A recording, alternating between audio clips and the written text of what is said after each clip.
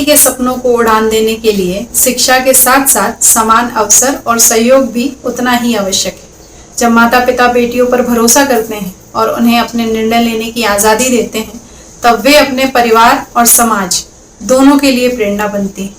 आज हम आपको अलीशा और उनके परिवार की ऐसी ही प्रेरणादायक कहानी से परिचित करा रहे हैं। ये कहानी एक ऐसी माँ की है जिसने स्वयं कम उम्र में विवाह और अधूरी पढ़ाई का दर्द झेला, लेकिन ये संकल्प लिया कि उनकी बेटियां वो सब करेंगी जो वो करना चाहती।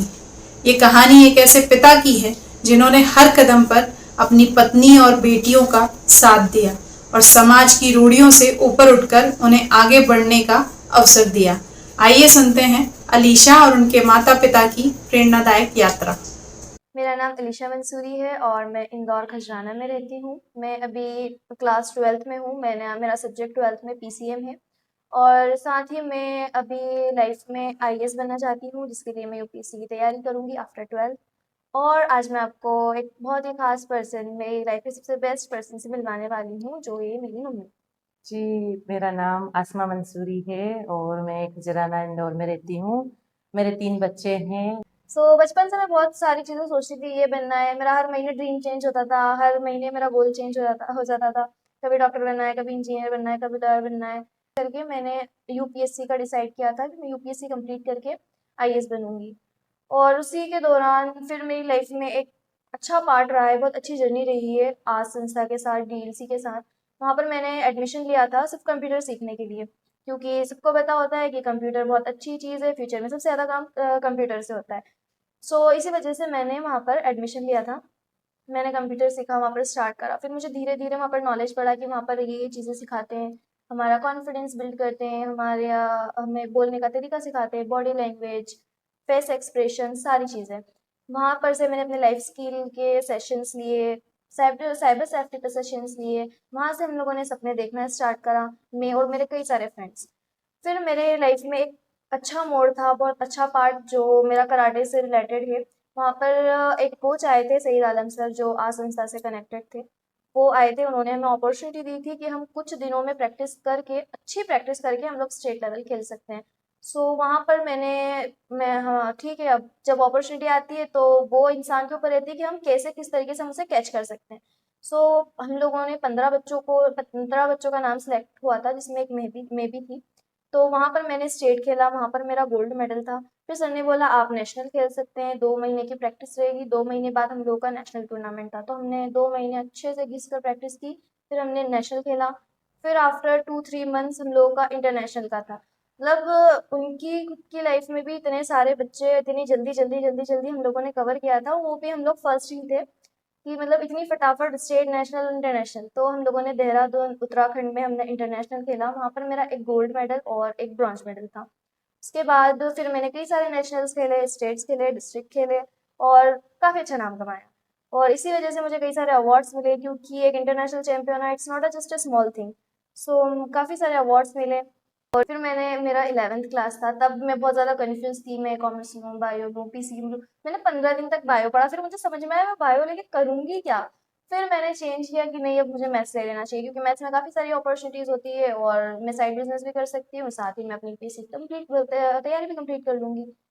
इस वजह से फिर मैंने मैथ्स लिया, और अब मेरी 12th में हूँ और बहुत जल्द 12th कंप्लीट करके अच्छे से परसेंटेज बनाऊंगी और फिर बहुत सारे मेडल्स वगैरह। और जैसे कि आप लोग भी देख रहे हैं, मैंने अलग अलग फील्ड में अलग अलग मेडल, सर्टिफिकेट्स, ट्रॉफीज, ये सारी अलग अलग फील्ड की है। कुछ मेरे अच्छे परसेंटेज की है।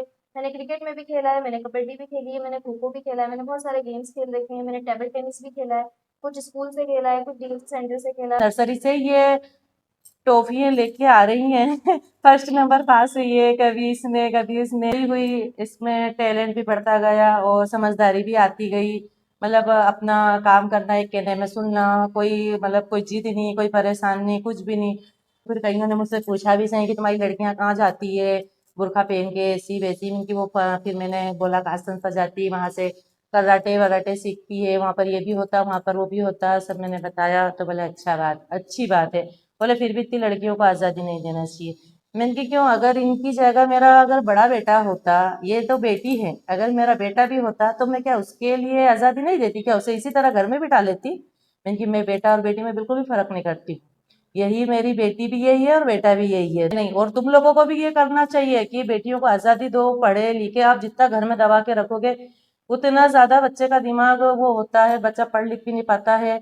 हम इन्हें बाहर निकालेंगे जभी तो इन्हें पता चलेगा कि बाहर की दुनिया कैसी है। हम लोग लड़कियों के अंदर हुनर होना चाहिए, और इस हुनर का मुझे उस वक्त एहसास हुआ जब दूसरा वाला जो कोरोना था, दूसरा वाला जो लॉकडाउन था, उस टाइम पे इनका एक्सीडेंट हो गया था और वो इतना खतरनाक हुआ था कि मतलब इनको तगारी में, बाल्टियों में लेट बात करवाना पड़ रही थी मेरे को। और उस वक्त कोचिंग वाली मैडम है जो 500-300 ले रही थी, वो 1000-1200 ले रही, कोई जो 600 ले रही थी वो 1200-1500 ले रही। उस वक्त मुझे एहसास हुआ बहुत ज़्यादा कि नहीं, मियाँ की कमाई अपनी जगह है, लेकिन अपने अंदर भी हुनर और काबिलियत होना चाहिए और काम होना चाहिए कि ऐसे बुरे वक्त का कोई ठिकाना नहीं, कब कब बुरा आ जाए, कब अच्छा आ जाए। तो जब हमारे अंदर हुनर रहेगा, हमारे पास पढ़ाई लिखाई अच्छी वो रहेगी, तो हम घर बैठ कर भी कमा खा सकते हैं और अपना घर बार चला सकते हैं, अपने बच्चों का, अपना अच्छा बुरा सब देख सकते हैं। उसके लिए हमें किसी के सामने हाथ फैलाना नहीं पड़ता बुरे वक्त में। और ये तो इतिहास गवाह है, जब बुरा वक्त आता है तो कोई सपोर्ट नहीं करता है, कोई भी नहीं करता, फिर वो चाहे मायके वाले हो कि ससुराल हो, क्योंकि सबकी अपनी अपनी गृहस्थी लगी हुई है। हर कोई अपनी गृहस्थी के हिसाब से कमाता है, गृहस्थी के हिसाब से ही खर्चा करता है। तो जब वो उनसे उनका नहीं होगा तो अपना सपोर्ट कैसा करेंगे, क्यों करेंगे? और उनको तो पता है जो कि इसके मियाँ का तो इतना बुरा हाल है, तो हमारे पैसे कब लौटाएंगे? तो ना तो मैंने वैसे तो जरूरत नहीं पड़ी, उस टाइम पे थे हमारे पास में 40-1 हज़ार रुपए, तो उसमें 1.5 से 2 महीना हमारा चल गया, अच्छे से गुजर बसर हो गया। लेकिन अब सोचने में आता है कि अगर वो 40,000 रुपए ना होते तो इनका इलाज, घर खर्चे, मेहमानों का आना जाना, चाय दूध पानी, हर रोज 1000-1200 का खर्चा होता, तो हम कहाँ से करते? तो इसीलिए पढ़ाई और हुनर बहुत ज़रूरी हर लड़की के अंदर और हर माँ के अंदर होना चाहिए, क्योंकि माँ के अंदर होगा तो वो लड़की को दे पाएगी। अगर लड़की माँ के अंदर ही नहीं होगा तो वो लड़की को क्या देगी? और मेरे को 3 साल लग गए ये चीज़ सिखाने में कि भाई बेटी है, ऐसा करो वैसा करो, बहुत ज़रूरी है, बेटियों को अपने उस पर पैरों पर खड़ा होना बहुत ज़रूरी। तो अब इस साल जाके दोनों माओं ने आज संस्था में एडमिशन करवाया उनका, और उनकी बेटियां जा भी रही है वहां पर, तो मुझे बहुत अच्छा लगा। ये बचपन से ही मैं इन लोगों को टाइम ही नहीं दे पाया। मेरी वाइफ ने इनको संभाला, बड़ा किया। मैं सुबह से काम धंधे में बिजी रहता था ज़्यादा से ज़्यादा, और सबसे ज़्यादा सपोर्ट वाइफ का ही है जो इनको आगे बढ़ाया। और बस चल रही है गृहस्थी, कोई परेशानी नहीं है। मुझे ज़रूरत ही नहीं है, कहा जाए तो बेटे की तरह फर्ज निभाती है, इसके लिए बहुत बहुत थैंक यू। ये जो आप देख रहे हैं, ये अलीशा और उनके माता पिता का अभिमान है, उनका विश्वास है जो उन्होंने अलीशा पर दिखाया है, और अलीशा ने भी उसे सही साबित किया। अभी तक अलीशा ने 19 मेडल हासिल किए हैं, जिनमें डिस्ट्रिक्ट लेवल पे 2 गोल्ड मेडल, स्टेट लेवल पे 3 गोल्ड मेडल, नेशनल लेवल पे 4 गोल्ड मेडल, इंटरनेशनल लेवल पे 1 gold medal, 1 bronze medal, cricket tournament में 1 gold medal, 1 silver medal, kho kho में 1 गोल्ड मेडल, रेस में 1 गोल्ड मेडल, और एकेडमिक्स में 4 गोल्ड, सिल्वर और ब्रॉन्ज मेडल शामिल हैं। फ़क्र होता है हमें उनकी कामयाबी देखकर। हमारी शुभकामनाएं अलीशा और उनके माता पिता के साथ हैं। आशा करते हैं अलीशा ज़िंदगी में जो भी बनना चाहती हैं, जो भी करना चाहती हैं, उन्हें उसमें सफलता मिले। अलीशा की कहानी इस बात का जीवंत उदाहरण है कि बेटियों को विश्वास, शिक्षा और अवसर मिले तो वे न केवल अपने सपनों को साकार करती हैं, बल्कि पूरे परिवार की ताकत बन जाती हैं। अलीशा की मां ने समाज की बातों की परवाह किए बिना अपनी बेटियों को आगे बढ़ने का अवसर दिया। उन्होंने लड़का और लड़की में कभी भेदभाव नहीं किया। उन्होंने अपनी बेटी के साथ हमेशा एक दोस्त की तरह व्यवहार किया। उनका मानना है कि हर माँ में कोई ना कोई हुनर होना जरूरी है, क्योंकि वही हुनर आगे चलकर बच्चों के व्यक्तित्व और भविष्य को आकार देता है। आज उनकी प्रेरणा से अन्य परिवार भी अपनी बेटियों को पढ़ा रहे हैं, उन्हें आगे बढ़ने का अवसर दे रहे हैं। अलीशा के पिता का संदेश भी बहुत प्रेरणादायक है।